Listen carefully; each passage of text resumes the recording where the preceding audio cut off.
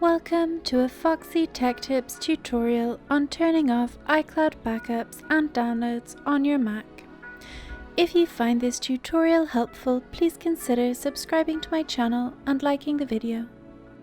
On your Mac, click the Apple logo button at the very top left of the screen, and then select System Preferences from the drop-down menu.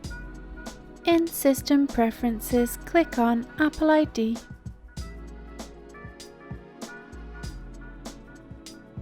On the Apple ID page, click iCloud from the left sidebar. This shows you a list of the possible apps and programs that can use iCloud. If you don't want anything from your Mac to be uploaded to iCloud, then you can disable every app here, or you can selectively choose which apps are allowed to upload to your iCloud account. And that draws an end to this tutorial.